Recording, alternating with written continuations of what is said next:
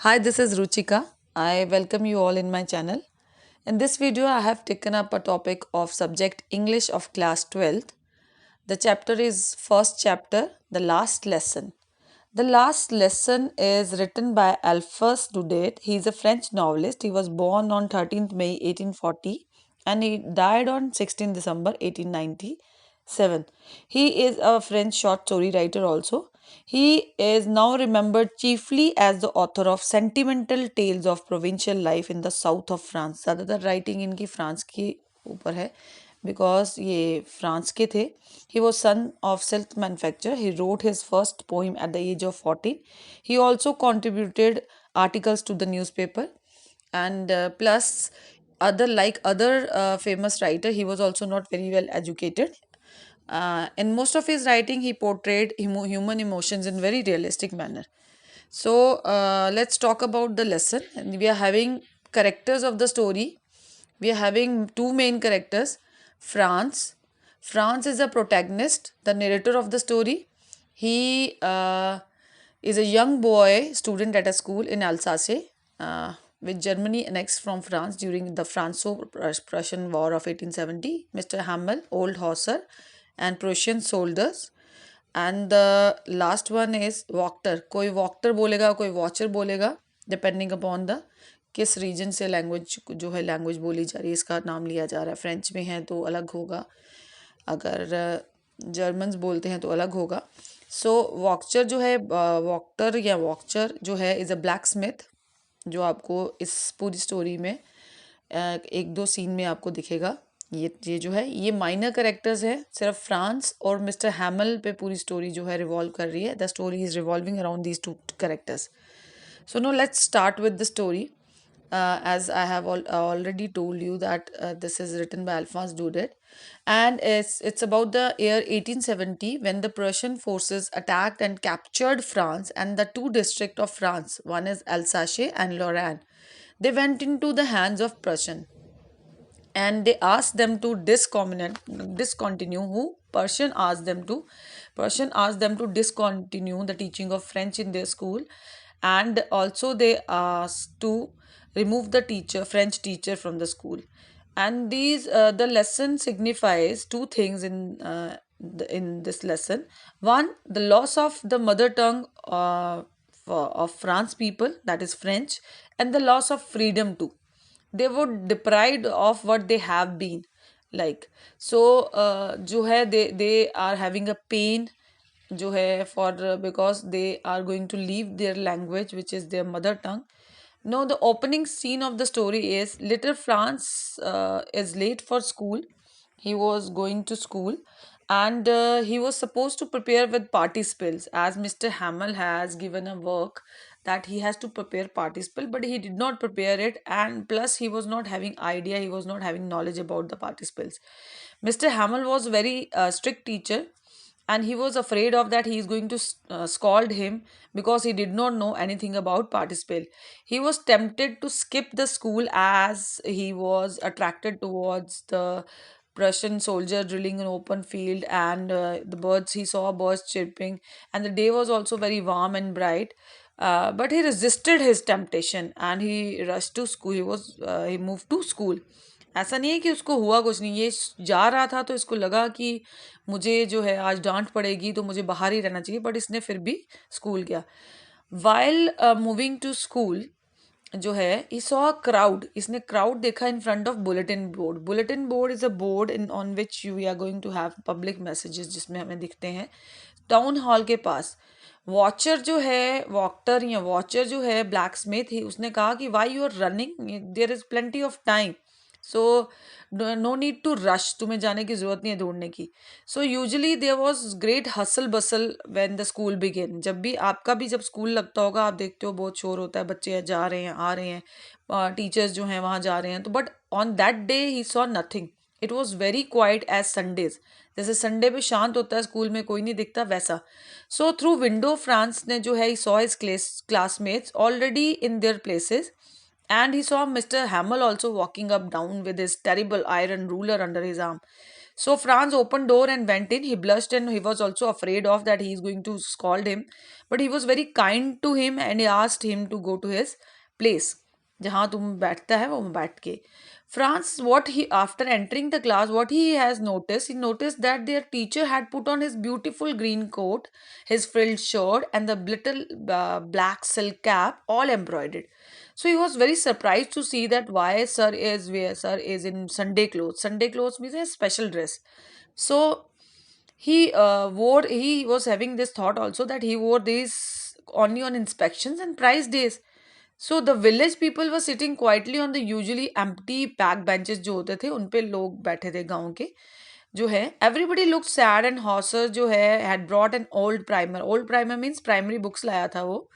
Hauser जो एक character हमने बात की थी.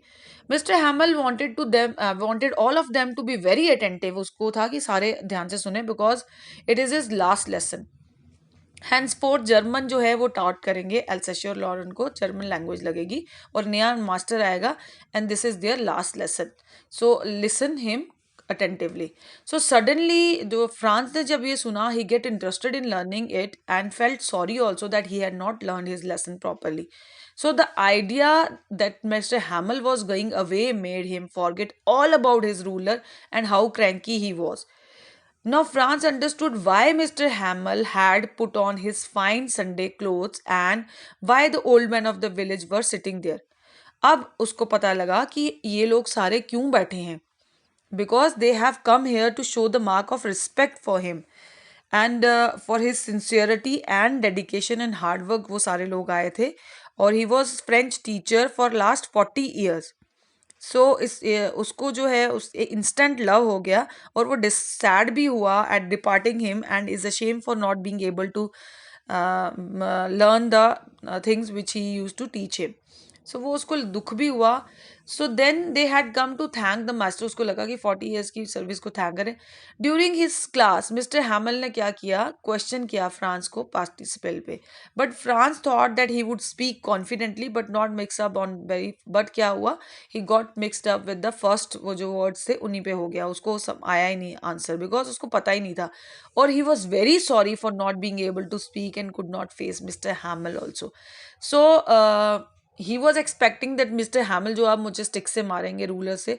बट मिस्टर हैमल ने जो क्या किया, he did not scold him, he blame himself and his parents, students के parents for neglecting learning as they use to prefer other works like working in the fields, watering plants, ये वाले काम. Even he वो अपने आप को भी blame करता था that I also not use to take my classes seriously.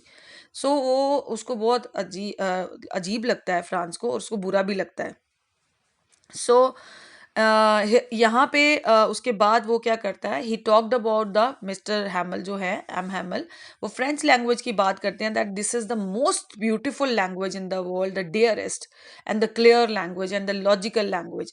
He asked all of them sitting that you have to guard it and never forget it, कभी भूलना मत और इसकी रक्षा करो. So he said that this language is a key to their prison and it's a most beautiful language in the world.